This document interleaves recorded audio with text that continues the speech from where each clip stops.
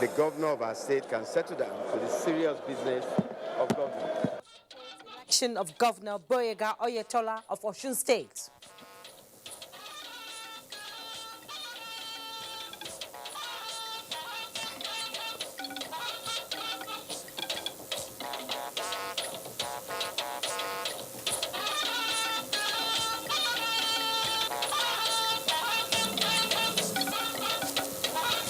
President Buhari assents to 3 bills passed by the National Assembly.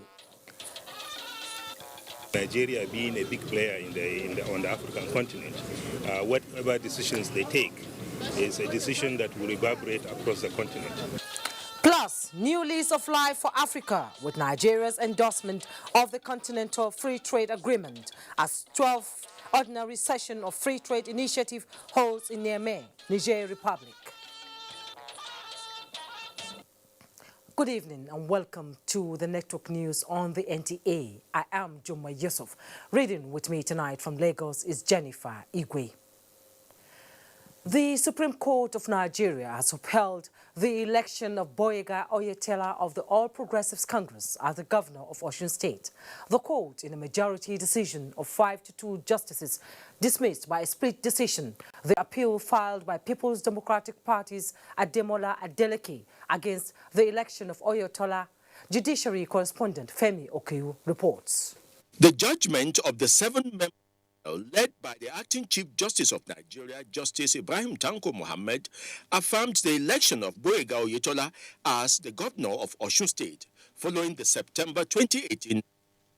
The judgment of the Apex Court on all the 4 appeals followed the same pattern, and this has been the trend of the case from the tribunal to the Supreme Court. 5 justices of the Apex Court affirmed the majority judgment of the Court of Appeal, which was delivered on the 9th of May. 2 others differed.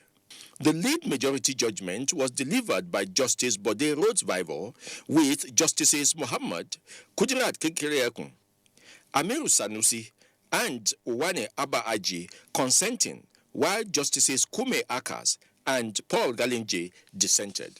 On our part, we are happy. We thank God for this victory.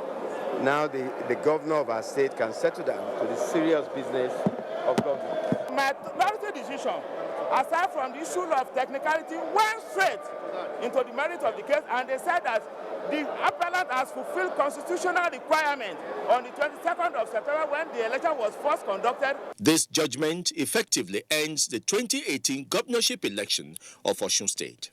In Abuja, Femi Okeowo, NTA News. In the meantime, President Muhammadu Buhari has sent a congratulatory message to Governor Gboyega Oyetola of Osun State on the Supreme Court ruling, which affirmed his victory in the September 2018 state governorship election. The Supreme Court decision, according to the president, lays to rest the tussle over the governorship election and removes all encumbrances on the part of the governor from fully delivering the gains of democracy to the people of the state. In a statement by the Special Advisor on Media and Publicity, Femi Adesina, the president commends the government and people of Osun for allowing the rule of law to run its entire course. He therefore urges Governor Oyetola and the ruling All Progressives Congress to be magnanimous in victory and make concrete moves towards inclusive governance. Following the Supreme Court judgment, the Osun State Governor Gboyega Oyetola is calling on the people of the state to remain calm and peaceful. He says the judgment is victory for the people. Correspondent Femi Afariagun reports. Triumphantly, Governor Oyetola moved around major streets in Osogbo, the Osun State capital, thanking the people for their show of love. Traffic was at a standstill as supporters of the APC joined the governor's procession chanting victory songs.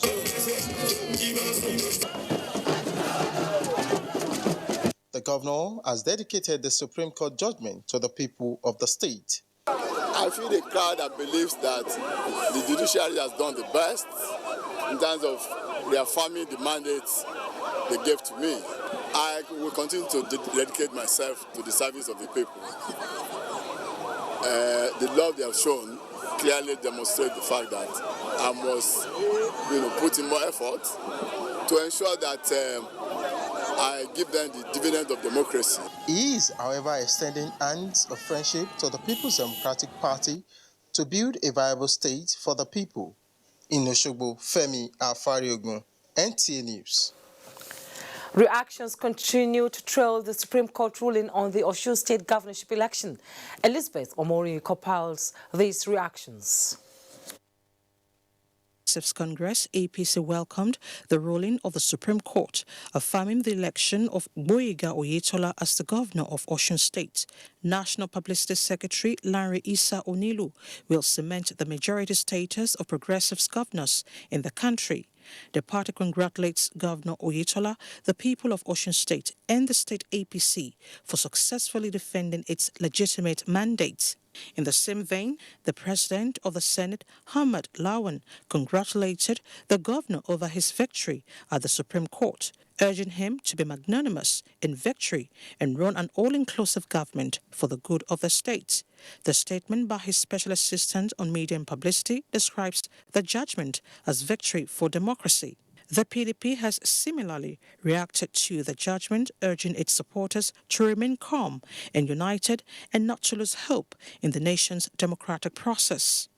A statement by its National Publicity Secretary, however, raised eyebrows over the basis upon which the judgment was made. In the meantime, the presidency has faulted the statement credited to the special advisor to the president on media and publicity, Femi Adesina. Asking the judiciary to take the pulse of the nation and reflect on it is an attempt to browbeat the judiciary and encouraging it to entertain sentiments in the ongoing petition before the Presidential Election Petition Court. Femi Adesina says the president remains committed to even-handedness and justice always. In Abuja, Elizabeth Omori, NTA News. The National Working Committee of the People's Democratic Party has suspended the House of Representatives Minority Leader Ndudi Ilemolu and 6 orders for 1 month. National Publicity Secretary of the party, Kola Olagbodiyan, disclosed this at a media briefing in Abuja. Timothy Yusuf reports. Our Publicity Secretary says the resolution to suspend the House Minority Leader, Ndudi Ilemolu, and 6 others was based on issues surrounding the emergence of the minority leadership in the House, pointing out that their conduct border on indiscipline, insubordination and disobedience of party directives, contrary to Section 58 of the PDP Constitution. And this matter is hereby referred to the National Disciplinary Committee of our party, in keeping in line with Section 57(3) of the PDP Constitution. Meanwhile, a statement from the House Minority Leader Ndudi Ilemolu expresses shock that the NWC of the PDP can sit and take a decision without giving room for fair hearing. Another suspended House member, Wale Oke, in a similar statement says it's unfortunate if their party could suspend its most loyal members for toeing the path of honor and constitutionalism. In Abuja, Timothy Yusuf, NTA News. The Presidential Elections Petitions Court has admitted in evidence the certified true copies of documents obtained from the Independent National Electoral Commission by the People's Democratic Party and its candidate Atiku Abubakar regarding the conduct of the February 23rd presidential election. The petitioners in this matter through their counsel have so far tendered documents relating to the election in 7 states. Dele Atumbi reports. The resumed sitting of the Presidential Election Petitions Court this Friday counsel to the PDP and its candidate Atiku Abubakar, Libi Uzoku, SAN told the court of their intention to review the process of tendering their documents from local government to state by state to fast-track the process. Before this request, the PDP and its candidate have tendered documents for Niger and Yobe states. This request was not objected to by the counsel to the respondents, which are the Independent National Electoral Commission, President Muhammadu Buhari, and the All Progressives Congress. So far, the PDP and its candidate have tendered documents concerning the presidential election for 10 states. The states are Niger, Yobe, Katsina, Kebbi, Borno, Jigawa, Gombe, Bauchi, Kaduna, and Kano. The documents tendered are from EC8C, EC8B, and EC8A, as well as the receipts for the certification of the documents. However, the petitioners did not tender any form EC8C for Bauchi State and promised to tender the remaining documents for Kano State at the adjourned date. Counsel to the Independent National Electoral Commission, Ustaz Usman SAN, objected to the admissibility of the documents. Counsel to President Muhammadu Buhari, Mike Ibokwe SAN, and APC Charles Edoswan SAN also objected to the admissibility of all the documents tendered by the petitioners, with the attachments which the counsel described as containing editorial judgments by the petitioners. Counsel to the respondents, however, said they will adduce reasons for their objections in their written final addresses. The PDP and its candidate have 10 days to call their witnesses, as agreed by all the council in the matter, while the respondents have 6 days each to call their witnesses. Counsel to the petitioners, Libby Uzoku SAN, had informed the court that the petitioners intended to call 400 witnesses in the matter. After the petitioners were through with the tendering of documents slated for this Friday, their counsel, Libby Uzoku SAN, applied for adjournment, which counsel to the respondents did not object. The 5-man presidential election petitions court led by Justice Mohammed Garba adjourned to Monday, July 8, 2019 for continuation of hearing of the PDP petition. In Abuja, Dele Atumbi, NTA News. Away from the judiciary, President Muhammadu Buhari has assented to 3 bills passed by the National Assembly. They are the Federal Capital Territory Appropriation Act 2019, Federal Polytechnic Kaltungo Gombe State Establishment Act 2019, and the Federal Polytechnic Daura Katsina State Establishment Act 2019. Senior Special Assistant to the President on National Assembly Matters in the Senate, Ita Enang, comments further on the acts. The bill provides for a total of 243 billion naira for expenditure by the Federal Capital Territory, and out of that, 130 billion is for capital expenditure, while the balance is for recurrent expenditure and sundries. This sum is in addition to the 23 billion naira which was provided for the capital expenditure of the Federal Capital Territory in the 2019 national budget, that is the 2019 appropriation law of the country, which Mr. President assented to on the 27th of May, 2019. The Senior Special Assistant to the President explained that the laws establishing the named polytechnics is in standard with the laws establishing all other federal polytechnics in Nigeria. President Muhammadu Buhari has approved the reappointment of Boss Mustafa as Secretary to the Government of the Federation and Malam Abba Kyari as Chief of Staff to the President. The Senior Special Assistant to the President on Media and Publicity, Garba Shehu, comments.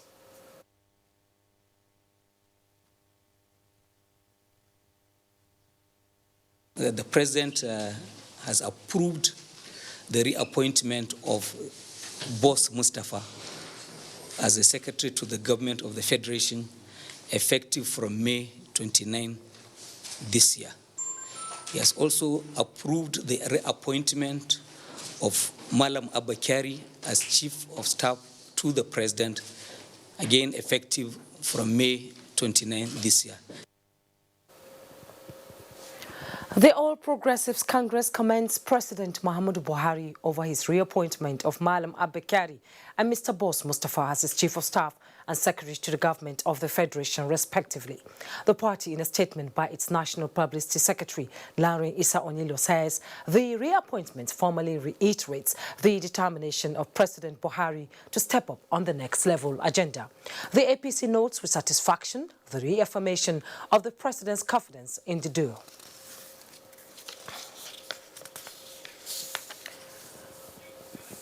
The National Executive Council of the Nigerian Labour Congress, on behalf of Nigerian workers, congratulates Boss Mustafa and Abba Kyari for their reappointment as the Secretary to the Government of the Federation and Chief of Staff to the President, respectively.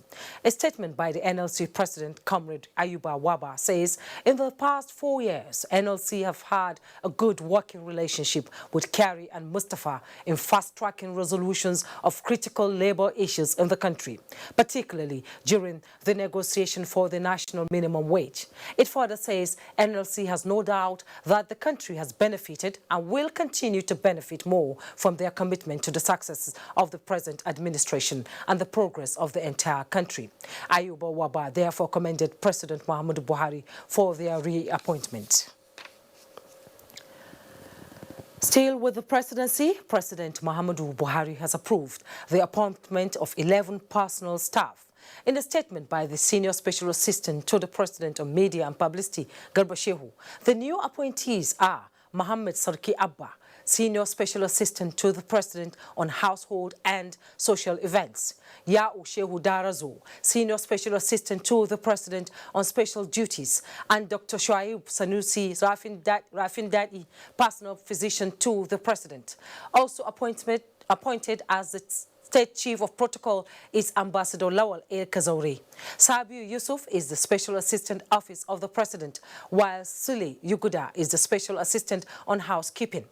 Others are Mohammed Mayo, Special Assistant on Finance Administration; Mohammed Hamisu Sani, Special Assistant on Special Duties; Friday Bethel, Personal Assistant General Duties; Sunday Aghaeze remains State House Photographer, while Bayo Omorio Wo is the presidential photographer.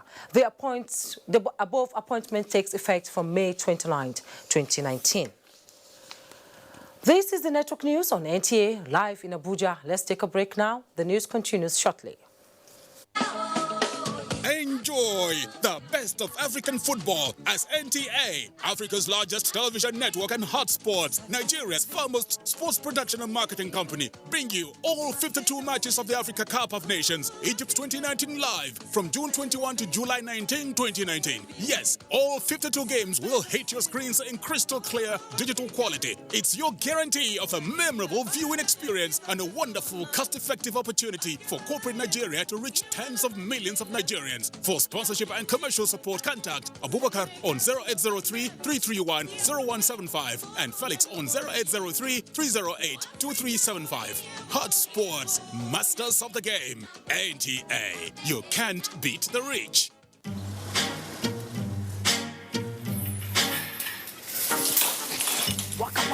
Follow! Kitty. He doesn't want overripe things. Dudu by nature. Black is beautiful. Oh, talk to the hand. The baby is black. Ask her. Uche, quickly send me the baby video. Okay, ma. Yeah, he's playing.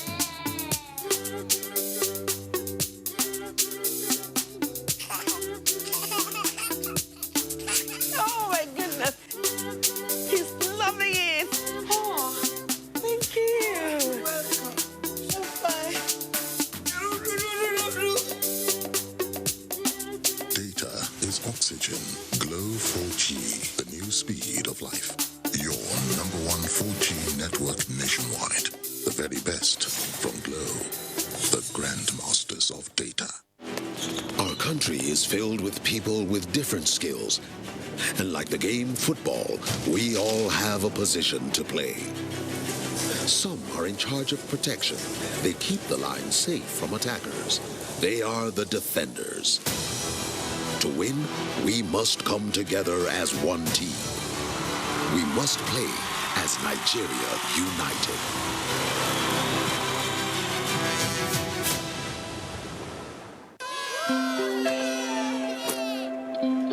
Team huddle.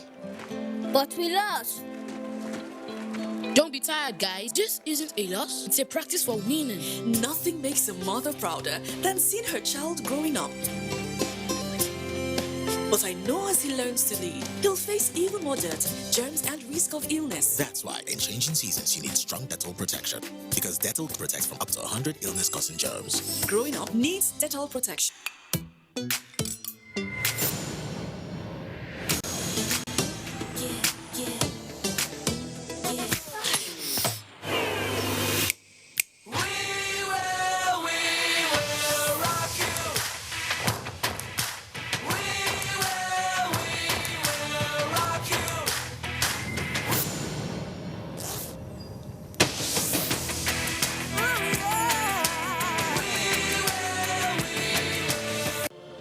These days, people get their news and information from more media sources than ever before.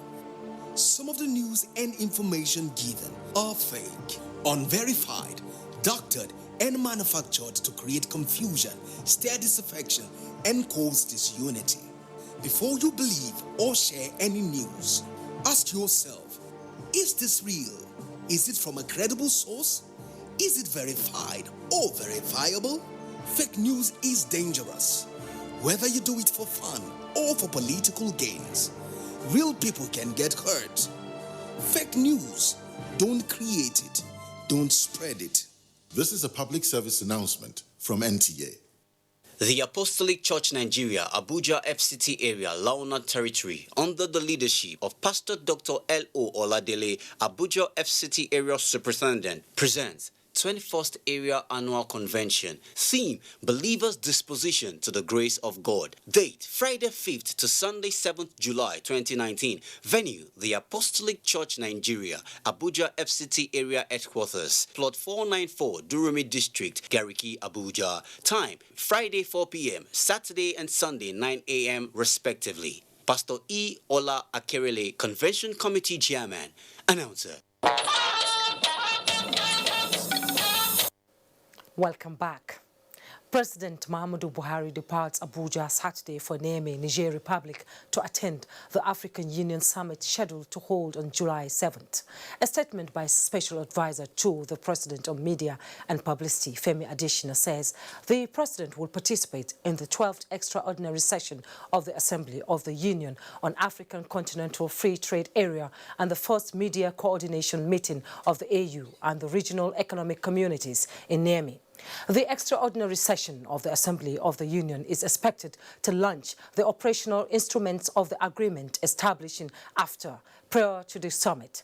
The Buhari administration had embarked on extensive consultation with stakeholders, culminating in the submission of the report by the Presidential Committee to assess impact and readiness of Nigeria to join the AFTA. The committee had recommended that Nigeria should sign the agreement, which aims to boost intra-African trade. President Buhari will sign the AFTA agreement on the margins of the AU meeting in Niamey. President Buhari will be accompanied to Niamey by the First Lady, Mrs. Aisha Buhari, Governors Babagana Umara Zulum, Abubakar Atiku Bagudu, and Aminu Bello Masari of Borno, Kebbi, and Katsina State, respectively, among other top government officials. There is excitement over Nigeria's decision to finally endorse the African Continental Free Trade Area Agreement at the first coordination meeting of the regional economic blocs and 12th ordinary session of the Free Trade Initiative holding in Niamey, Niger Republic. Correspondent Makut Salman Macham reports. The excitement over Nigeria's imminent ratification of the African Continental Free Trade Area Agreement is understood from its standing as an economic and political giant on the continent. This is why the African Union is bringing for the first time the 8 regional economic blocs on the continent to work out how the free trade agreement will be facilitated for rapid economic integration. 13 heads of states are also meeting at this summit to examine the grey areas of the initiative, but by far, Nigeria's decision to endorse the trade agreement is the biggest news at this meeting. There is a general excitement about Nigeria's accepting to sign the agreement, and of course, Nigeria being a big player on the African continent, whatever decisions they take is a decision that will reverberate across the continent. Now, signing the Continental Free Trade Agreement by Nigeria is a big boost to the entire agreement, because that means that you are taking on board this large population, this large market, these large prospects of economic prosperity. At a press briefing, the African Union Commissioner for Economic Affairs, Victor Harrison, cited the level of integration attained by ECOWAS under Nigeria's leadership as one that can be used as a model to actualize the African Continental Free Trade Area. In pushing for the ratification of the African Free Trade Agreement area, the African continent is very much aware of the need to dot all the I's and cross all the T's to ensure that this agreement becomes a blessing and not a curse to the continent. This is because its production base is still very low, while its import volume is very high. From Niamey in Niger, Makut Simon Macham, NTA News. Now, as Nigeria joins the list of countries that have signed up to participate in the African Free Trade Zones, questions are being raised on its preparedness to compete with other nations. This also takes into cognizance the economic shocks due to swings in oil prices, which have been a constant feature of the Nigerian economy. This formed the major focus when Nigeria President Muhammad Buhari gave audience to the Executive Director of the Nigerian Export Promotion Council, Olusegun Awolowo, at the Presidential Villa in Abuja. State House correspondent Jide Onifade reports. The meeting was for an update on Nigerians' plans for life after crude oil, which all along has been the administration's concern and reason for setting out to diversify Nigerians' export basket and create new sources of foreign exchange by developing the Zero Oil Plan, which is a core component of the Economic Recovery and Growth Plan. As Segun Awolowo, Executive Director of the Nigerian Export Promotion Council, says, we must be ready for this eventuality and build an economy that works with or without crude oil. We should not rest on our oars because those days of $140 on oil is gone forever. So we have to look inwards and produce more. The Zero Oil Plan is about raising production and productivity. We identified 22 sectors where Nigeria can earn foreign exchange out of oil. We're hoping in the next 10 to 15 years, we're able to raise revenue, $150 billion from sources outside the oil. This is a government that is doing more with less revenue. Also, the president gave audience to the governor of Gombe State, Inwa Yahaya, and that of Ekiti State, Kayode Fayemi. Being in the same team with Mr. President will give him all the support to deliver on the mandate, be it in rains or in sunshine. Certain recruitments are going on now, particularly with regards to the police. But we feel, in our humble opinion, that 10,000 men and women are not enough to add to the police in tackling the dearth of security agents in the country, that we would have to figure out a way to increase that number, either out of the end power cadets who are coming to the end of their service here, having spent 2 years, or youth service, corps members, or any of the other institutions that would enable us to boost the manpower of the Nigerian police force. Jide Onifade, NTA News. Nothing on teleprompter. Coming up tonight at 11 p.m. immediately after the network news is a documentary on Nigeria's signatory of the African Continental Free Trade Area. All NTA stations are advised to stay on the network service for the broadcast. Vice President Professor Yemi Osinbajo has stressed the importance of human capital development in all sectors of the economy, stating that Nigeria's growth potential depends largely on collective productivity. The Vice President was speaking at the 40th anniversary of Uni-Ife Economic Class of 1979, held in Lagos. Ruth Ario Samuel reports. Re-echoing the need to ensure quality education from the foundation, the Vice President highlighted steps through which this will be achieved, stressing the need for girl-child education and a push for science, technology, engineering, arts and maths, STEM, and quality teacher education. We are more focused on achieving the educational outcomes specified in the Sustainable Development Goals, such that we can meet the targets for school enrollment, which is very important, quality of education, adult literacy, and the quality of teaching. And the target is 2030. Presenting a paper on sustainable alternative model for funding public universities, an education consultant and former World Bank staff, Chinedum Nwoko, suggested that a tripartite model, which will involve parents, students, and government, remain the best option. Allow universities have the autonomy. Propose a method of channeling public allocation allocations to universities that focuses on the beneficiaries of education service rather than the institutions. The 40th Anniversary Reunion Symposium with theme Alternative Approach to Financing Public University Education for Effective Human Capacity Development in Nigeria is expected to be compiled for presentation to the President and the Ministry of Education towards preferring solutions to the challenges of tertiary education in Nigeria.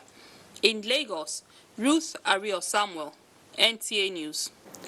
Residents of Gajiram, headquarters of Aghaeze local government area of Borno State, have been warned not to harbor individuals with dubious character, but report such to the appropriate authorities.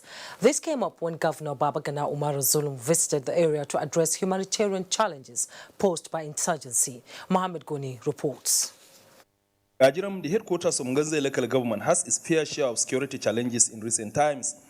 These include the closure of Maiduguri, Aghaeze-Mongono Road, which crippled socio-economic activities in the area, with heavy-duty vehicles conveying goods stranded along the road for days, causing shortage of essential commodities. The plight of the people was further compounded by restriction of movement within the township imposed as a security measure, resulting in near humanitarian crisis until the timely intervention by the Borno State Governor, Professor Babagana Umara, who held a closed-door meeting with security operatives and community leaders on arrival at Gajiram town. Addressing the residents at the end of the meeting, Governor Babagana Umara sympathized with them over the humanitarian challenges, saying the authorities have resolved to relax the restriction of movement within the township to enable them go about their normal activities. He added that government is poised to protecting lives and property and the provision of basic amenities of lives, charging them to always be security conscious. The governor added that SEMA officials will provide them with some of their immediate needs to alleviate their sufferings and further enjoin them to be prayerful at all times. In Maiduguri, Mohammed Goni, NTA News. Following a brief on incidents that triggered violence and loss of lives in Katsina State on Wednesday, President Muhammadu Buhari has directed immediate reinforcement of the security architecture in the state and prosecution of all those involved in the conflict. In a statement by the Senior Special Assistant to the President on Media and Publicity, Garba Shehu, the President warned headsmen and communities to stop taking the law into their hands by resorting to violence at every provocation, adding that the headsmen returning to the south due to rainy season must respect the boundaries of farmers and villagers, while the communities must refrain from attacking headsmen. The president had, however, directed all security outfits in the state and in all parts of the country to work towards preventive measures rather than reactionary. Jennifer is in Lagos. She has an update on Ijegun fire explosion and another report. Hello, Jennifer. Thank you, Jumai, and welcome to Lagos. Residents of Ijegun are still in shock over Thursday's fire incident, even as normalcy is gradually returning to the area. Paul Omukago reports that inhabitants are appealing to the authorities to effectively monitor and protect the pipeline tracks to avoid a recurrence. The fire was eventually put out by officials of Lagos State Fire Service and other agencies at 4:40 p.m. after about 12 hours of intensive firefighting. The victims with varying degree of burns are currently receiving treatment at Lagos State University Teaching Hospital and Bagada General Hospital. Some children who were also affected are among those receiving treatment. We rescued 12 people. 4 were taken through LASUT. I've got in touch with the CMD of LASUT, and he assured me that they are receiving adequate treatment. Also, 8 were evacuated to Bonds unit at Bagada. However, I sympathize with the families that lost their beloved one in here. We recovered 2 bodies, and those 2 bodies were deposited at Yaba mortuary. In the list of victims released, some members of the same family were affected. These probably could be those in some affected buses in the vicinity. The fire started at about 2 a.m. as a result of pipeline vandals siphoning fuel into tankers. In Lagos, Paulo Mukago, NTA News. Tecno has added an upgrade to its range of digital devices with the launch of the Tecno Phantom 9, an innovation aimed at giving customers a broader smartphone experience. Hingino John Adams, who was at the launch in Lagos, now reports. That signals the official launch of the long-awaited addition to the Tecno Phantom smartphone series, Phantom 9. Its features are a reflection of Tecno's commitment to transforming state-of-the-art technologies into localized products under the guideline of Think Globally, Act Locally. Tecno Phantom 9 is designed for the pleasure of users with exciting features like an artificial intelligence triple camera which has 16 megapixel, 2 megapixel, 8 megapixel and 120-degree main camera that makes wide-angle photography possible. We have a lot of features can make this stand out, such as a fast octa-core, which is 2.35 gigahertz. When people looking at the appearance of the Phantom 9, people will fall in love with the Lapland Aurora design. Other unique features of the device are in-display fingerprint, 6 GB RAM, 128 GB memory space, a battery that lasts a full day on single charge, as well as a drop screen dual front flashlight, which helps users take shots at night or in low light conditions. We have a software HIOS 5.0 that helps consumers to use different features at their disposal. For instance, there's the automatic detection of modes. Established in 2006, Tecno has presence in more than 50 countries across the globe. In Lagos, Hingino John Adams, NTA News. This is NTA Network News. More reports with Jumai in Abuja. Thank you, Jennifer. President of the Senate, Ahmed Lawan, has assured Nigerians and operators in the oil industry that the 9th Senate will conclude work on the petroleum industry bill. He gave the assurance when he granted audience to the management of ExxonMobil. Ignatius Unko reports. As key to the reforming of the oil industry in Nigeria is one of the bills that has not been passed into law by the National Assembly. At this meeting, President of the Senate, Ahmed Lawan, sought the support of oil companies in reforming the sector. He also advised oil companies operating in the Niger Delta to improve on their corporate social responsibility. So we have learned our lessons from the previous experiences, and going forward, we intend to start work on the petroleum industry bill as quickly as possible.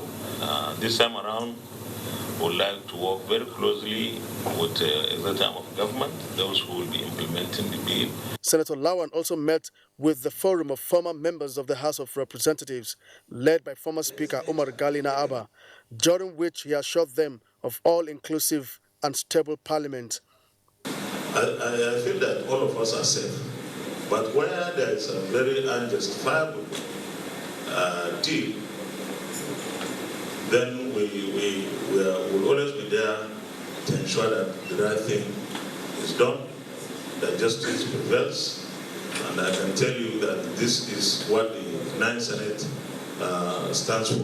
The legislature, if anything, has the quality to unite this country. The President of the Senate also granted audience to the Niger Delta Youth Forum, during which he also pledged legislative intervention in addressing challenges in the Niger Delta region. From the National Assembly, Ignatius Unko, NTA News. We'll now pause for some messages. NTA News continues in a moment. Now me I go ask and say, why all of us go pay 100,000 naira? Second, say your husband, he want do 70th birthday. She now all of us marry them together.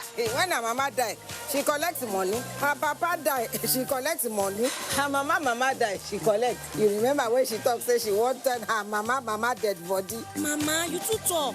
Now you be glad when they dash me credit anyhow. Imagine, 40-year-old dead body. Why you they laugh now? Now, try to bring your money. Mama, no laugh. Not be you, Jerry. Now some apropos customer there when they know they mind their own business. Well, I never even begin to give you her gist. Glow and Maple. Get 5 times your recharge to call all networks. Recharge with *555*PIN#. Make I sell my market finish first, eh? I will call you back. Oh. Glow Unlimited. Our country is filled with people with different skills. And like the game football, we all have a position to play. And the strikers, they are the go-getters. They break barriers and steal the show. To win, we must come together as one team. We must play as Nigeria United. The National Council for Art and Culture wishes to inform stakeholders in the art and culture sector that the 49th edition of the National Technical Committee meeting of the National Festival of Art and Culture, NAFES, is scheduled to hold as follows. Venue, Heritage Hotel, Benin City, Edo State. Date, 8th to 12th of July 2019. Time, 10 a.m. daily.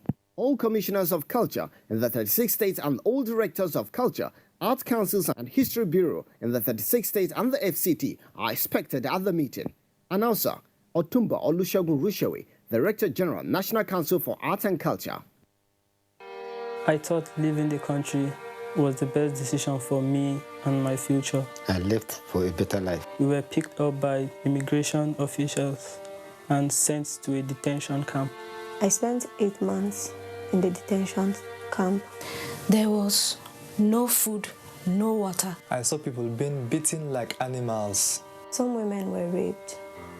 Some women were sold as slaves. I thought I would never see my loved ones again. I have made the biggest mistake of my life. I have wasted all my savings. I have to start all over again. Migration is a human phenomenon which cannot be stopped. But if we choose to migrate, we advocate that it should be done in a safe, orderly, regular and dignified way, and not in a dangerous and tortuous manner. This message is brought to you by the National Commission for Refugees, Migrants and Internally Displaced Persons. One Football Confederation, 24 teams, 6 stadiums, 4 cities, 504 African stars, 1 trophy. The Africa Cup of Nations Egypt 2019 comes alive from June 21 with the showpiece final on July 19, 2019. Watch the 52 matches of the tournament live on Africa's biggest and largest television network, NTA, in partnership with Hot Sports. Be part of the biggest soccer fiesta in the African continent as the Super Eagles go on a bold mission to clinch the prestigious title for the 4th time, to the excitement of millions of fans across the length and breadth of Nigeria. Nigeria's premier sports production and marketing group, Hot Sports, partners with the biggest, the largest and the #1 television network in Africa, the NTA, to give Nigerians a memorable viewing experience. Boost fan support for the Super Eagles to glory in Egypt. For inquiries, please contact Abubakar on 0803-331-0175 and Felix on 0803-308-2375. NTA, you can't beat the rich. Thanks for staying. In recent times, Nigerian students have exhibited remarkable performance in the ICT and science-related competitions, both in Africa and beyond. The latest has been the best team regionally in the 2018-2019 Huawei ICT competition and the 3rd globally in the routing and switching category. Joseph Johnson reports that the winning team were awarded by Huawei, with more Nigerian students encouraged to participate in the global event. These are the faces of the Nigerian students who emerged among the top 3 winners in the global final of the Huawei ICT competition held at the company's headquarters, Dongguan, China. They competed with 49 other teams and 147 students representing 30 countries for the global trophy. But these smiles, warm handshakes and applause, signifying congratulatory gestures, are all for these young lads for acing the competition, thereby making their families and Nigeria proud. The accolades also went to Huawei for the attention paid to the program by not only focusing on the students, but also building the skills and capacities of universities and lecturers. It's also important to point out that this year marks the 20 years of Huawei Nigeria. Within the period, Huawei has made progressive achievements through both collaboration with the public and the private sector in Nigeria. Huawei are integral parts of Nigeria's ICT ecosystem. With your firm determination and joint efforts, I expect more and more solid progress in Nigeria's. We are most appreciative to Huawei, particularly in their efforts in building capacity in Nigeria. This competition to me actually has been a great life changer. It has inspired me towards achieving greater heights.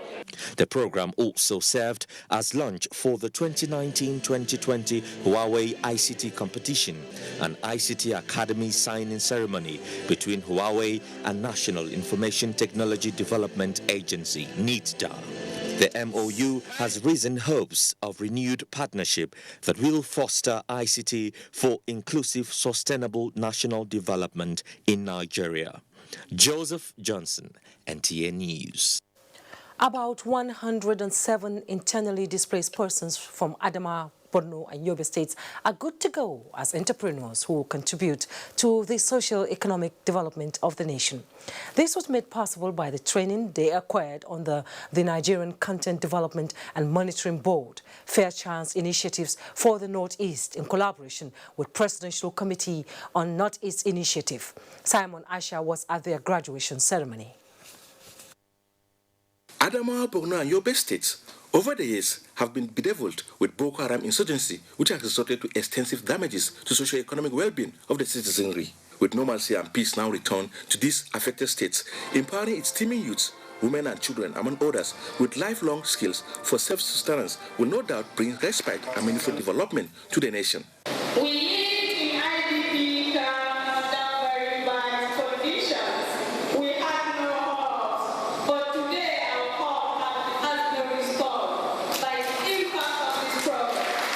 Therefore, rebuilding the Northeast through human capacity development is what Nigerian Content Development and Monitoring Board has embarked upon for the past 3 weeks to equip IDPs in the Northeast region with various skills that will enhance their livelihood and that of their communities, hence this graduation ceremony. The next phase of it is another 3 months of actually practicalizing what they've been taught and then helping them set up themselves in order to provide services to the community so that they can begin to earn income and take care of their families. And so the oil and gas sector thought that it's important for us. We are the mainstream of the economy of Nigeria, and we should have an impact in this initiative of restoring and rehabilitating the Northeast zone.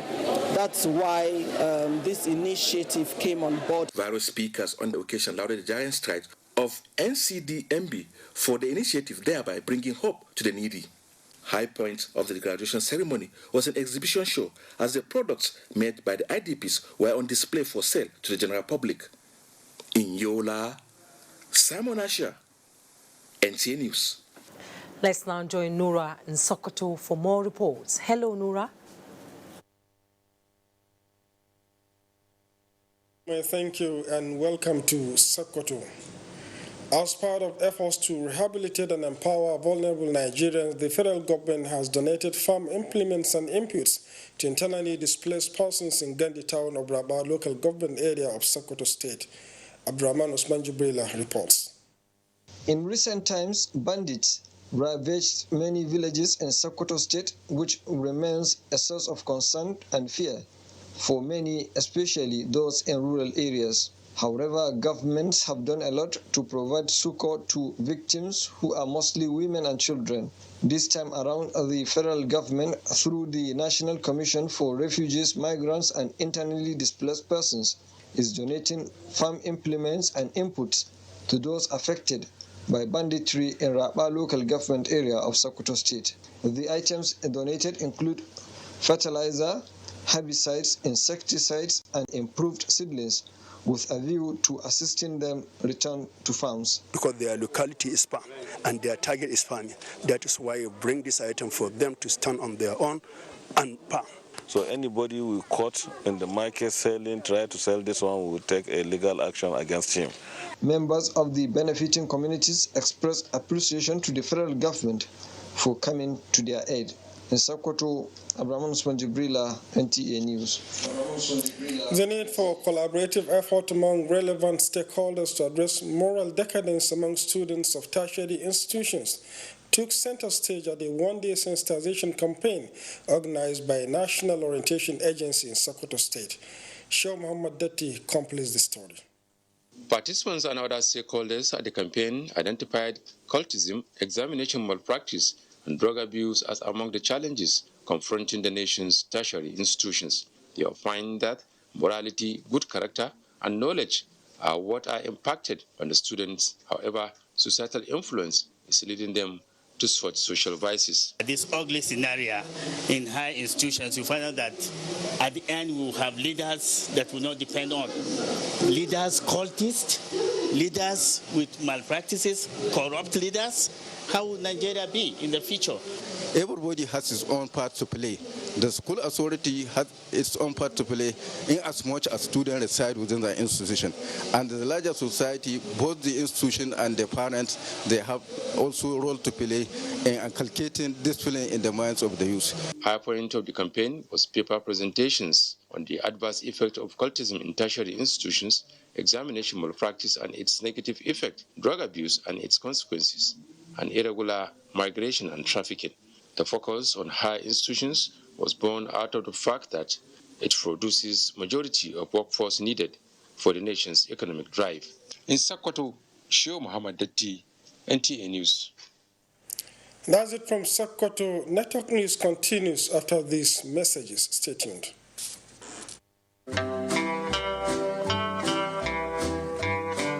With heavy hearts, we announce the death of Honorable Haske Francis Hanania, which occurred on Tuesday, 25th June 2019. The funeral arrangement is as follows. Friday, 5th July, corpse leaves National Hospital Abuja to Yola by air and then proceeds to Hong local government area for lying in state at General Hanania's residence. Time 7 a.m. Saturday, 6th July, funeral service at LCCN number 1 Hong and interment at Central Cemetery Hong. Time 10 a.m. Announcer H.A. Hanania for the family. In this world anymore, I have...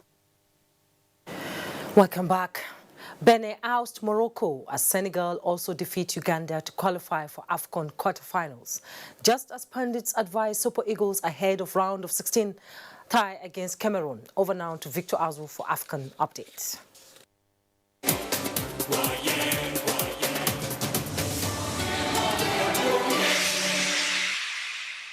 Senegal saw off hard-fighting Uganda to qualify for the quarterfinals of AFCON 2019 ongoing in Egypt. Sadio Mane scored the only goal of the game for Africa's highest-ranked team, the Teranga Lions, in the 15th minute, only to miss a penalty he earned in the 61st minute. And Benin Republic became the first team to qualify for the quarterfinals of the Africa Cup of Nations. The Squirrels defeated Atlas Lions of Morocco 4-1 at the end of a penalty shootout. The game had ended in a 1-1 stalemate after 120 minutes of football, with Benin taking the lead in the 53rd minute through Moise Adelehu, only for Youssef Enesiri to equalize for Morocco in the 76th minute. Saibo Mama scored the decisive spot kick after Morocco lost two of theirs. Mama for Benin to take them into the quarterfinals and create history once more. Meanwhile, ahead of Nigeria's encounter with the indomitable Lions of Cameroon tomorrow, some football enthusiasts, including former Super Eagles head coach Samson Siasia, have been speaking on what to expect and how to overcome the defending champions. We actually put ourselves in a very difficult position because if you have won the group now, you play the weaker teams. You understand? So, well, I guess the Cameroonians will wake us up. If we're in a slumber, we'll wake up and actually want to play because the time is you lose, you go home. So it's very important that you have to win the next game. I think the boys will come out and play.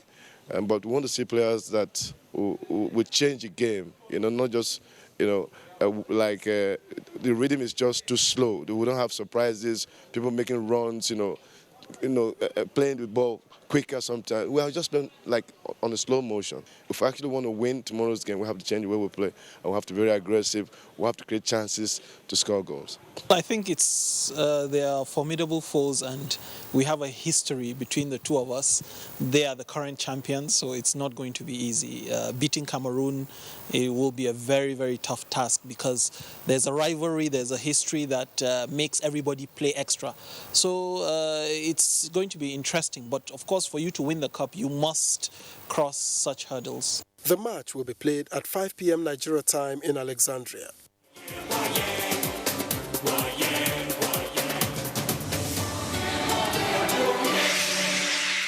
Let's take a quick check on the weather prospect for tomorrow across the country.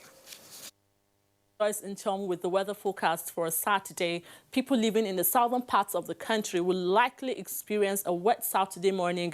However, those in the inland cities of the southeast will likely experience cloudy conditions. Then to the central region, the Mambila axis, parts of Kwara, Niger, and Yelwa, Sokoto, Gusau, Kano, Katsina in the north are expected to experience morning thunderstorms. Progressing into the day, we expect respite in weather activities over the northwestern axis, while the northeast is expected to experience thunderstorms in the afternoon. For the central region, the eastern half of the central cities are expected to experience thunderstorms in the afternoon. Over the southern parts of the country, we still expect pockets of weather activities. Stand by for the temperature forecast. Thank you for watching. Bye.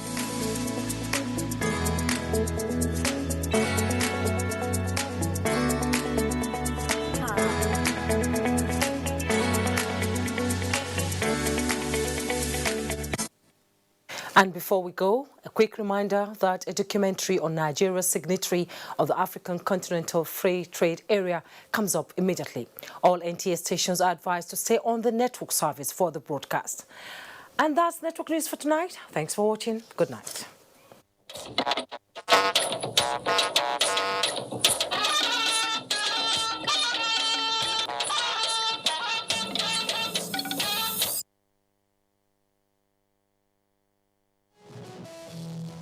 Today, some private institutions are competing with some of the best. Contemporary issues with personalities from diverse backgrounds. We will pick our first 11 this year. You have to catch all the thieves before you deal with the thief you have caught. They talk to Cyril Stober. One-on-one, Wednesdays, 1:30 p.m. on NTA Network.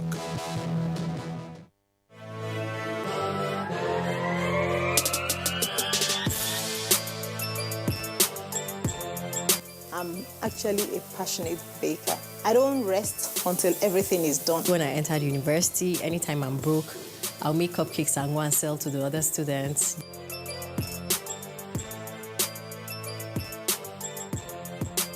Decorating cake it's an artistic thing, and art is, dynamic. Join us on Baker's World every Thursday at 3:30 p.m. on the network service of the NTA. Baker's World, celebrating creativity. Don't miss it.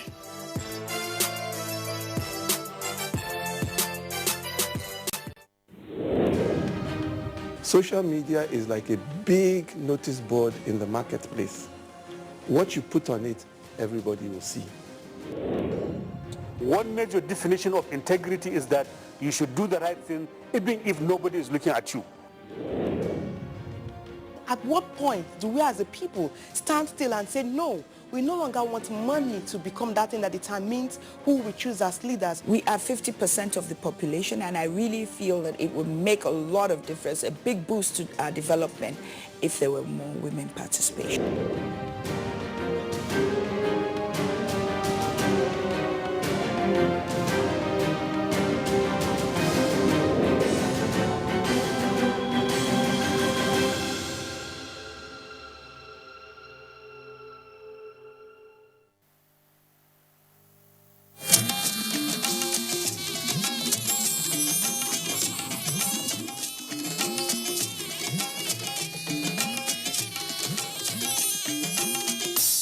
This is the network service of the NTA.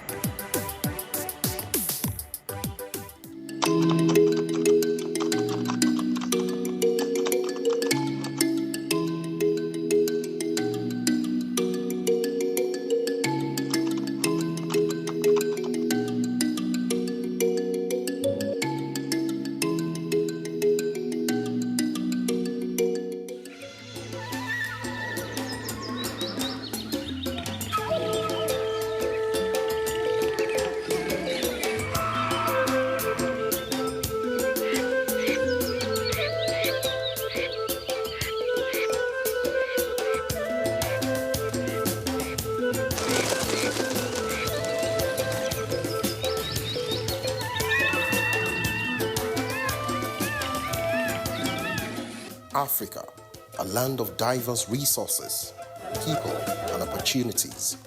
Many women and children as the violence spikes in Burundi, and the United Nations warns that this number will only swell if the fighting continues. Years of conflicts, political instability, corruption, and poor implementation of treaties and agreements have denied the continent its real potentials.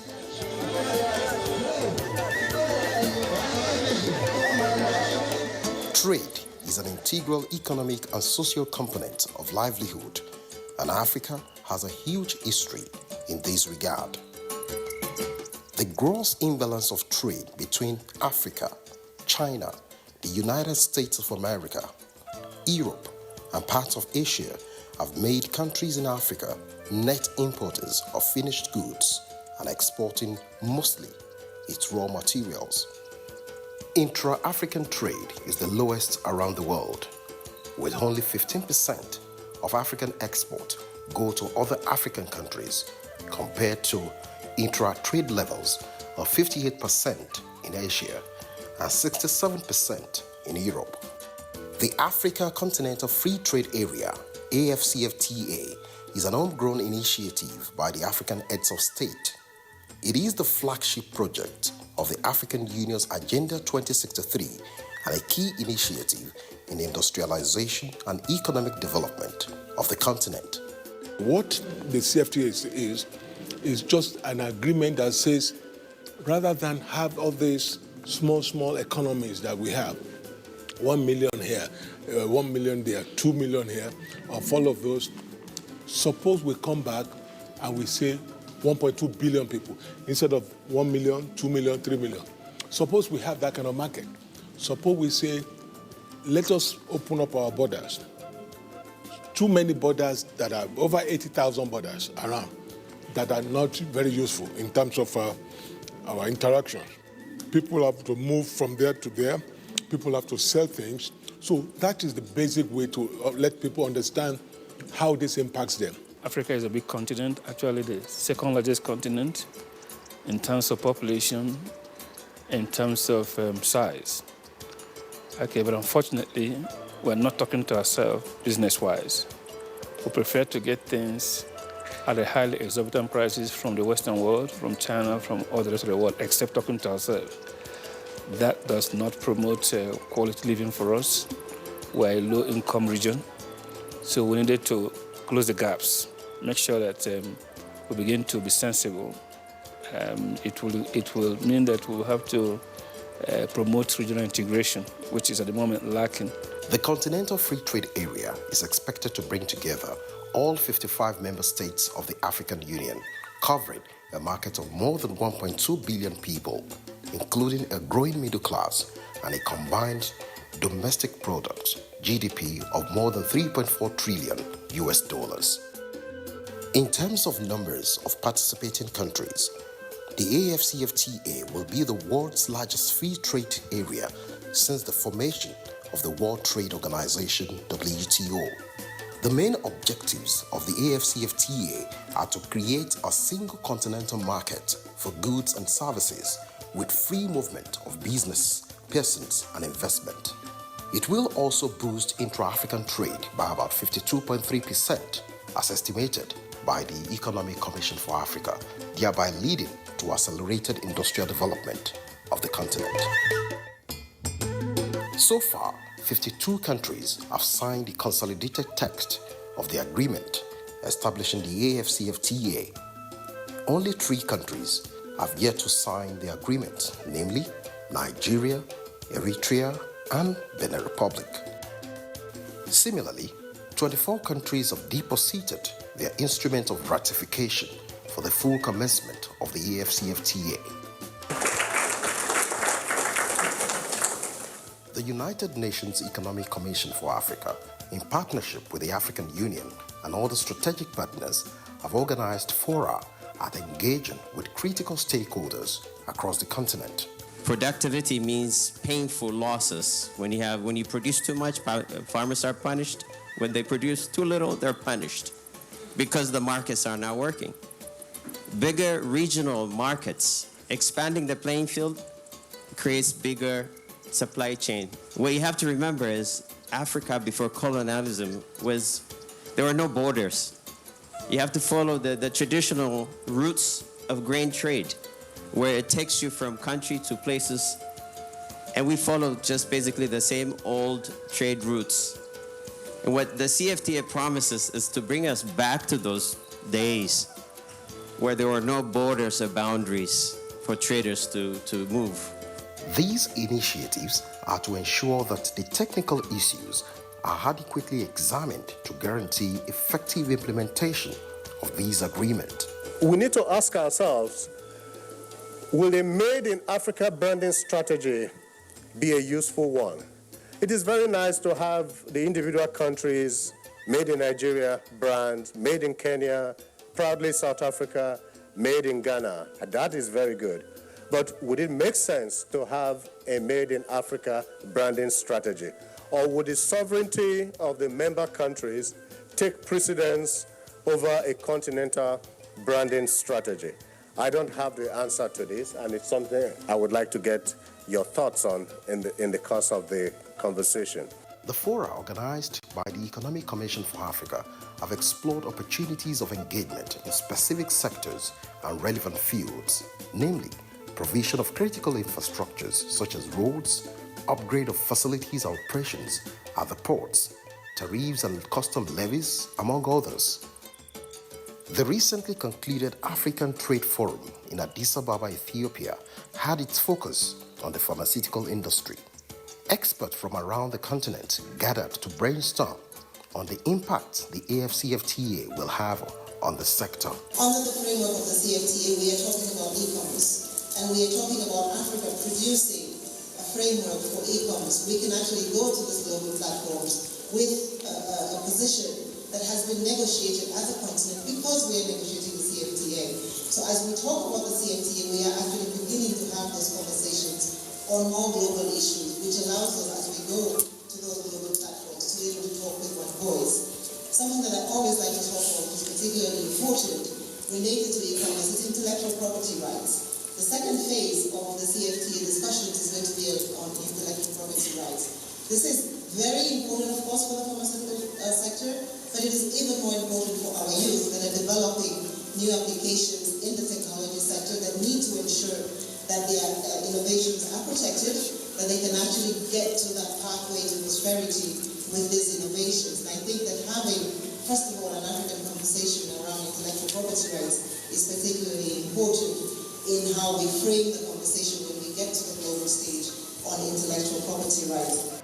We also realized and have learned over the years of Africa's independence that the systems of trading that have been in place long before we became independent nation states have actually remained firmly in place and have given undue advantage to the dominant global multinationals and made it difficult for Africans to build big corporations and be successful.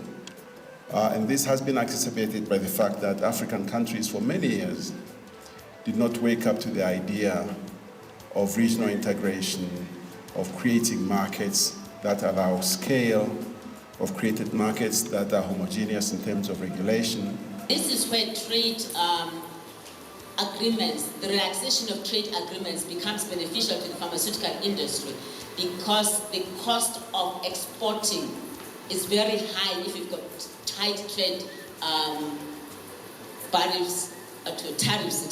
barrier tariffs. Or importing your APIs, if those are expensive, it becomes very expensive to do this industry. And then what happens is that the Minister of Health will look at the cheapest tablet, irrespective of where it comes from, but that does not help the Horn, does not help Africa. Because when you manufacture locally, and I will stress this, even if it will cost the country, say 10% more to buy locally than the tablet you are getting after flying 15 hours, it is much, much more industrially sustainable to buy locally because pharmaceutical industry is one of those industries that creates multiple industrial offshoots in all the industrialization. You've got your service providers, electricity, water.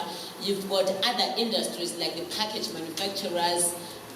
You've got the regulators busy. You can employ part-time the lawyers, the doctors for your regulations.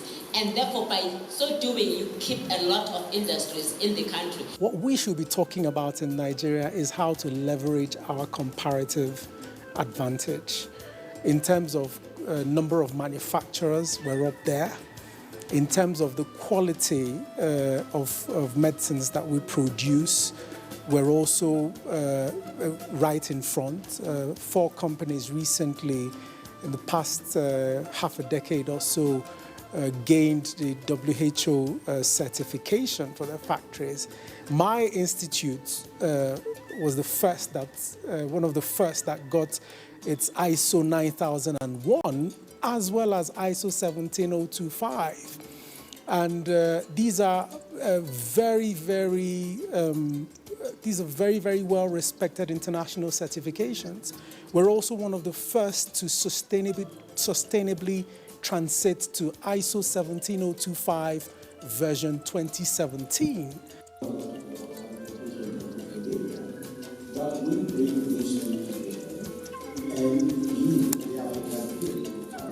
The prospects of job creation and youth empowerment were also highlighted at the Addis Ababa conference, where the issue of capacity amongst the youth was identified as integral to the success of the AFCFTA. There has been so much promises for the youth, employment, fluidity in terms of you being able to move from your country of origin to other countries in Africa because of skills and all that.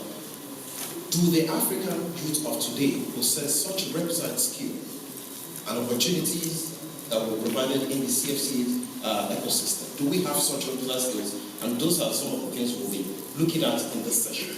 Because it's not enough to get excited about the promises, the jobs, the large markets, and what have you. The people that will take advantage of those opportunities, are they prepared for those opportunities in terms of the requisite skills? And this is what this session will be looking at. So I'll come back to Mr. Johannes to tell us what are those things do we need as African youth to compete, to be relevant with all the promises and all the gains that we're looking at. Because it looks to me like we're planting a seed and already we are beginning to eat our fruit. Do we have the requisite soil and the manure to grow the seed of the CFCK that was planted today? And the youth of Africa key into that future? You really have to have comprehensive programs designed to make jobs available for a large number of people. And the number one issue is always enabling environment, whether it's self-employment, or you're trying to attract, when you have a bigger market, attract investments, because the biggest challenge in creating these markets is attracting investments. We need to begin to think about an education or training that is geared towards skill acquisition, proficiency, rather than just getting the certificate out. And we have to go back to the drawing board, go back to the institutions that provide these educations and see how capable are they to actually provide the qualifications. Some of the universities, in my opinion, are obsolete. And the way they are constructed is too rigid for flexibility and innovation. So I think we have to go back and challenge the universities, give them tasks. The private sector, which are the beneficiaries of the product of the universities, needs to also be engaged. The private sector will need to interrogate the educational system and say, hey, why are we saying that our graduates are unemployable and we're all folding our hands? We need to do something to make them employable. In my mind, I think we need to be thinking about enterprise universities rather than the conventional ones. See, a typical thing that happens in universities these days is the traditional thesis, chapter 1, introduction, chapter 2, literature review, chapter 3, methodology, and all of that, and people can copy and paste. But I like to see even one university that evolves as an enterprise university, that say, for instance, forget about the normal traditional setup of a thesis. Can we have a bankable project from your thesis? For example, you're in agriculture. Can we see how we can improve the yield of a particular product or improve the shelf life suitable for bank support? There's also the movement of goods and services. You can now leave Nigeria and go to Ghana and work. If you don't like Ghana, you can go to Senegal. All of these things are going to be, they are exciting to any young person who says, okay, I've lived here all my life, I don't want to go to Europe because there's some good opportunity here on the continent. As the most populous black nation in the world and the leading economy on the continent, Nigeria's signature and ratification of the AFCFTA will mark the most significant game changer for this noble agreement. When countries raised some flag, whether it is red or yellow, against Nigeria to say, look, Nigeria have refused to sign the AFCFTA, some of us said, no. Are you sure you're not making a mistake? Because Nigeria wanted to look before it leaps. That's exactly what Nigeria was doing. And that's exactly what Nigeria is still doing right now. And of course, what we did, by raising our internal query, raising our internal concerns, raising our internal challenges, raising our internal worries, has now brought the AFCFTA to the main domot, in quote. And people now know more about it. Before the consultations and sensitizations that took place, 99% of Nigerians, quote me anywhere, never knew anything about AFCFTA. But today, it's almost becoming a household name. Why? Because of the noise that, people made. Why? Because of the things that we raised and put on the table. Why? Because we said, no, Nigerian president, you are there holding this government on trust. And we gave you that trust. You cannot betray that trust. You are therefore there to represent us. And representing us, you must not sign what you do not know, the benefit from the losses. It's important for us to, undertake a journey that leads to the final destination that is known. Not a destination that you do not know, that takes us to anywhere. It could be in the ditch at the end. Therefore, statistics, evidence-based studies and analysis are key and monumental to our progression. And that's exactly what we've done. What is the result? Today, you can see many countries are ahead in Nigeria now.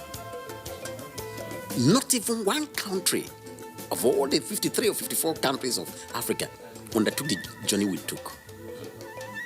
They never consulted among their people. We have done east to west, north to south, political and economic consultations in the country. We have rejigged our trade policy, and now there is a final process of putting it in a package that goes up to the president. But there's never been a reservation And I'm on record. There's never been a reservation by Nigeria on the AFCFTA.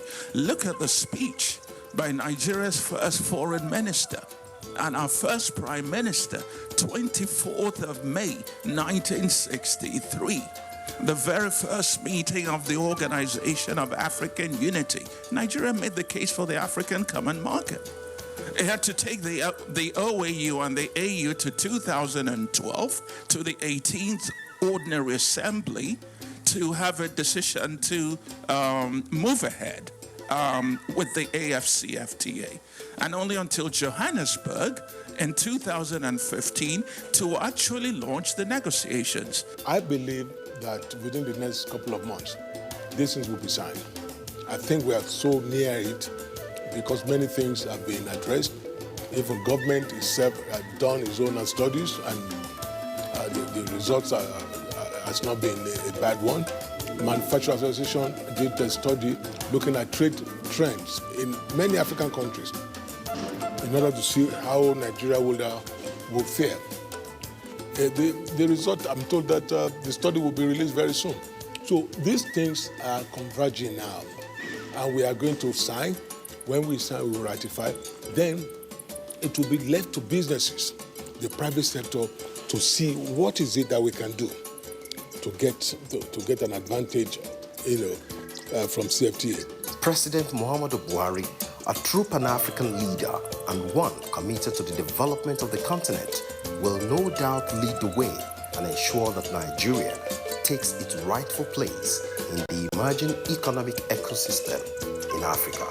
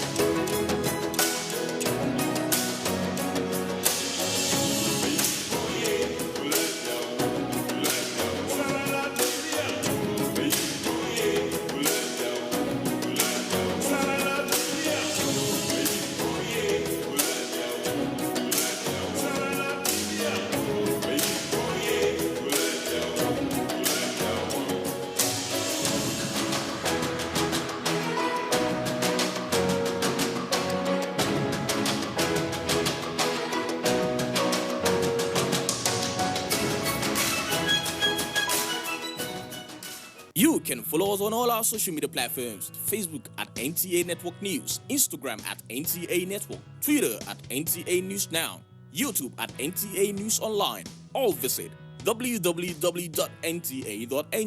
For live streaming, visit www.nta.ng/live. Now, you can stay updated on the go, be it on your TV, iPhone, laptop, or iPad, or download the NTA mobile application from your Play Store or App Store.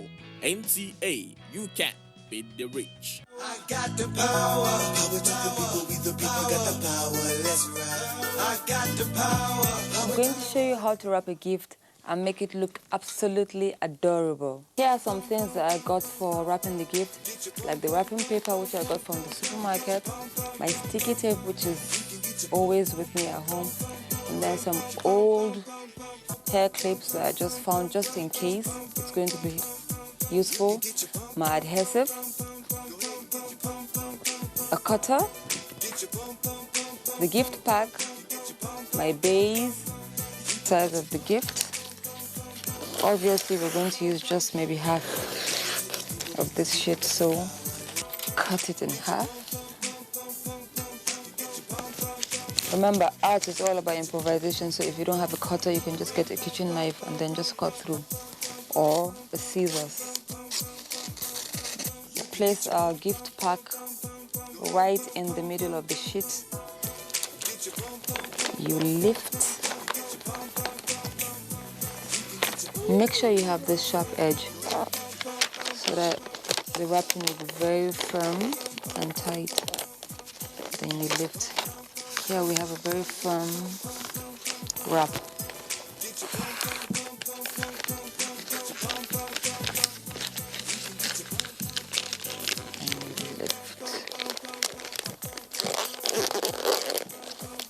Make sure you fold it neatly so that you can have this surface very nice and presentable.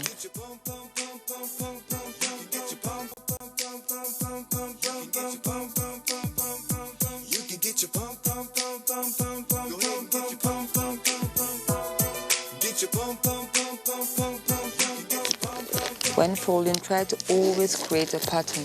Like I just created a pattern with this silver edge.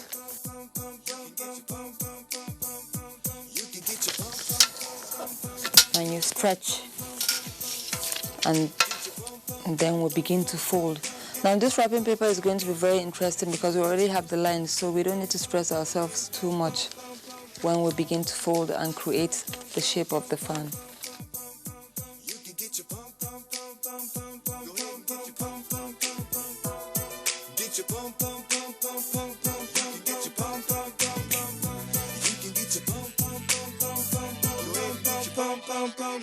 Fold it this way, just fold it anyhow you want. Just make sure the end process is neat.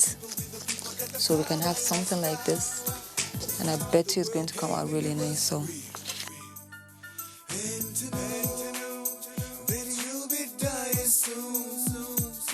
your hand on it to dry it. If you feel a little bit lazy, you could just place anything. Like you could just place this on it and let it dry. I'm going to get this hair clip for my hair because I want to make the gift pack more personal. So I'm going to uncouple it and then attach it somewhere.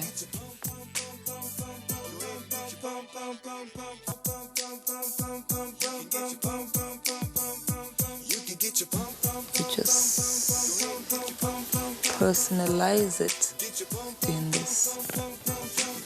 You turn it around, and we'll still go ahead with the personalization process.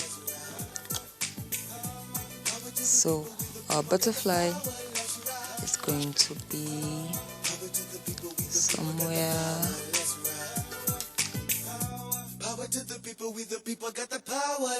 Check your 3D fabric paints to make sure the tip is open, because sometimes they get blocked, and when they get blocked, when you write, the writing gets wobbled. So, okay, that means we're good to go.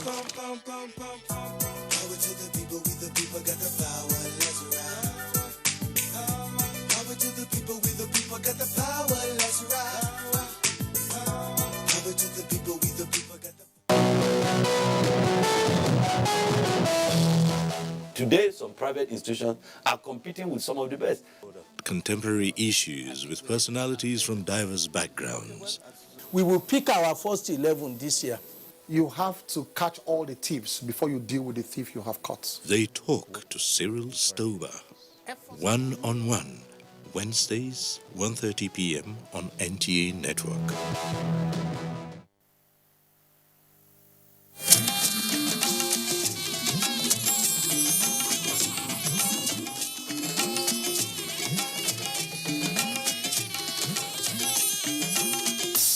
This is the network service of the NTA.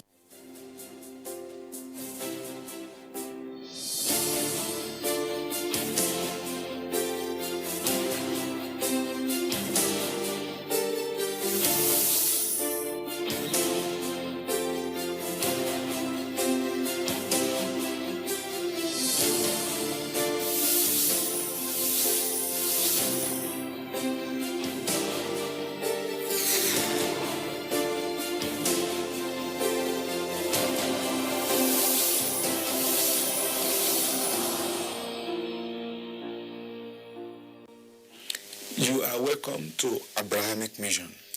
Abrahamic Mission is a program to enlighten us about the two main religions we have in this country. The essence is not to compare and contrast, but to present it the way they are, not the way they ought to be. It is not to see which one is better or which one is good, but it is for us to appreciate ourselves and thereby promoting peace, unity, harmony within our dear country. My name is Imam Fuad Adeyemi.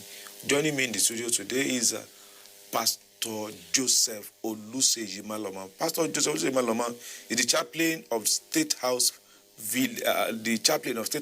State House here in Abuja in the Villa. Pastor, you are welcome. Thank you very much, Imam, and good evening to all the watching audience. Thank you. Also with us in the studio is Dr. Umar Yanda Aliu. Dr. Umar Yanda Aliu is the Deputy Chief Imam, Uthman Bunu Affan Mosque, Wuse here in Abuja. Doctor, you're welcome. Thank you very much. It's a pleasure being with you. We'll be together in the next 1 hour by the special grace of God, and I believe we will all learn one or two things with our discussion today. But before we commence the discussion today, we want to be discussing a very important topic, which is the main thing that is giving us challenge in this country: leadership and trust. Leadership is something that we need if we want to progress, and not just leadership, sincere, responsive, and good leadership. But there's something that is unique in leadership. It is trust. But before we discuss that, let us pick the messages which we have received. But we want to thank those of you that have been sending messages to us.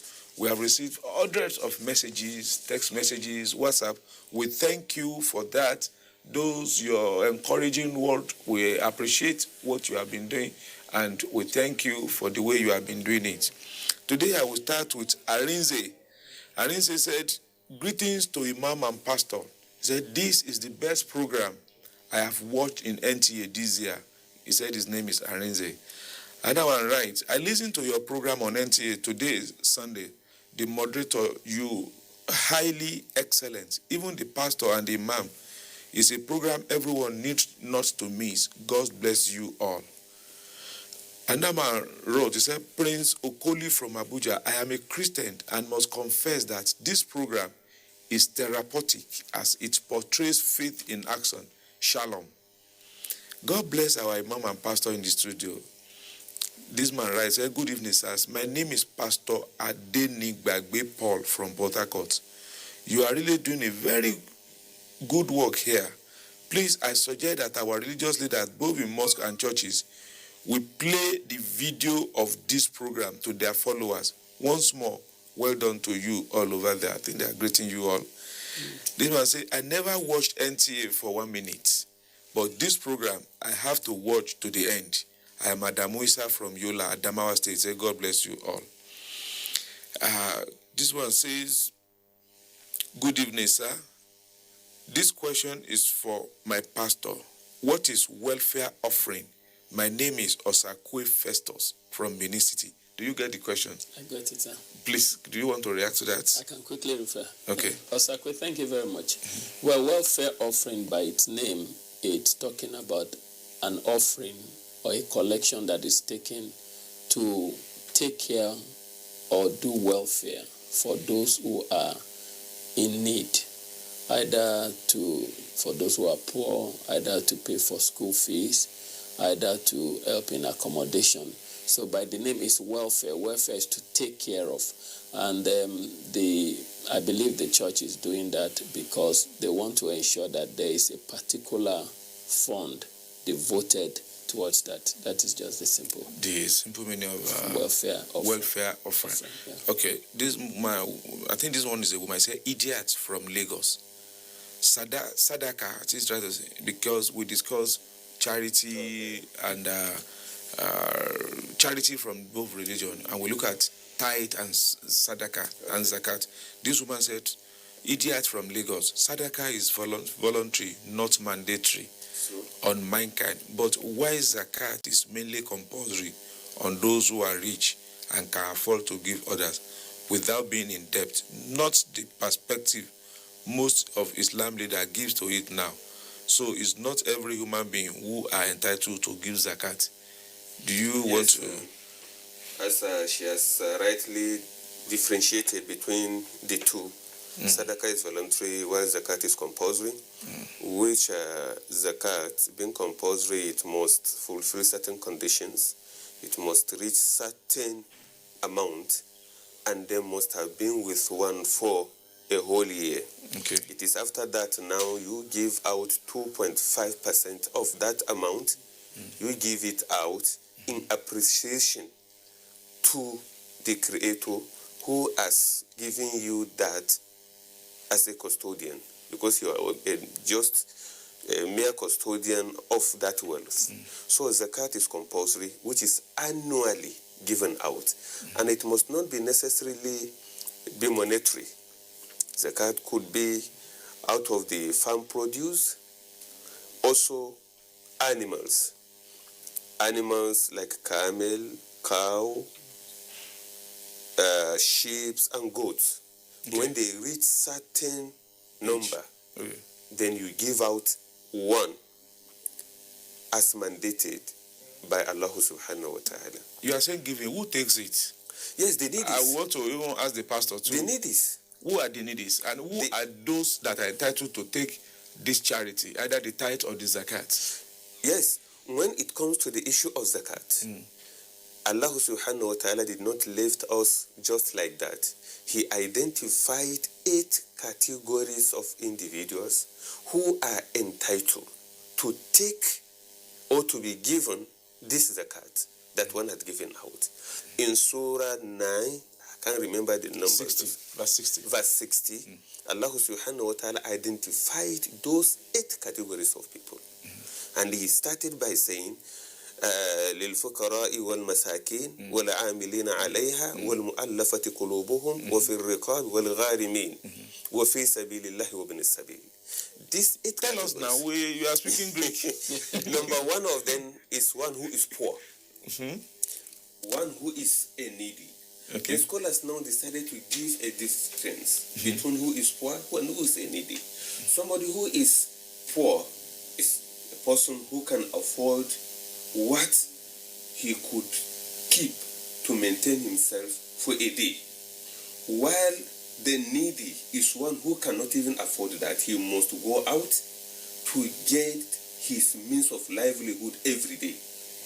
I don't know whether you are getting my difference, the explanation. Then وَالْعَامِلِينَ عَلَيْهَا, also those who are in charge of collecting this zakat, even if they are rich, for them to be contented, they should not be left out of taking something out of what had been collected. Because by the time you didn't give them anything, they are human.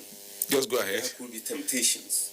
So that is why Allah subhanahu wa ta'ala himself did not leave them just like what the government is doing now. Those who are in charge of collecting salary, they have a special salary that has been given to them. If you are the one in charge of money, so that you won't be able to be split. Yes. Those that are collecting tax, or those that are working in the financial institutions, so that they could not be tempted to dip in their hands into the treasury. Okay, Pastor, collect those who get it. Well, the poor, the needy, the widows, is there in the book of 1 Timothy chapter 5. And it distinguishes between some widows. He said the widows that are really in need, especially the ones that are aged, and those who are young can still marry. So then also in the book of Matthew chapter 25, it talks about I was sick and you visited me. I was naked and you clothed me.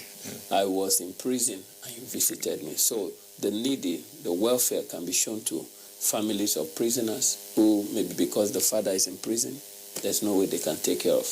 Widows, those who are sick in hospital, those who are in the streets. Those are the people that the tithe should go to. Well, not the tithe, the welfare. But for tithe, according to the Bible, in Malachi chapter 3, verse 10, it says, bring ye all the tithe into my storehouse, that there may be meat in my house. The word meat there is saying that there will be resources in my house. The main reason for tithe is just to ensure that the running of the temple of God, the church, is maintained.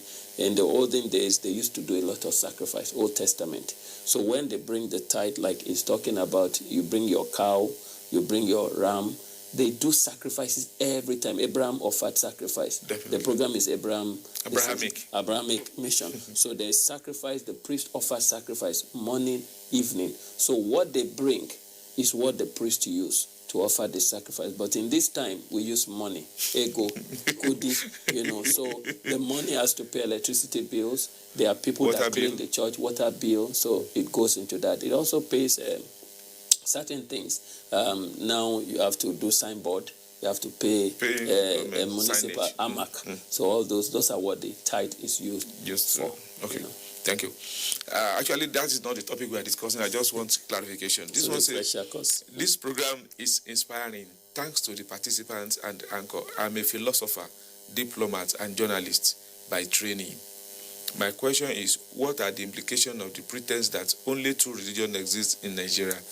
I think nobody is pretending there are only two religions in Nigeria. What we are saying, this program, we call it Abrahamic. So it is a religion that follows the teachings of Abraham. And that is why the word Abrahamic comes in. It is not about all even the Abrahamic, but the two main changes with those two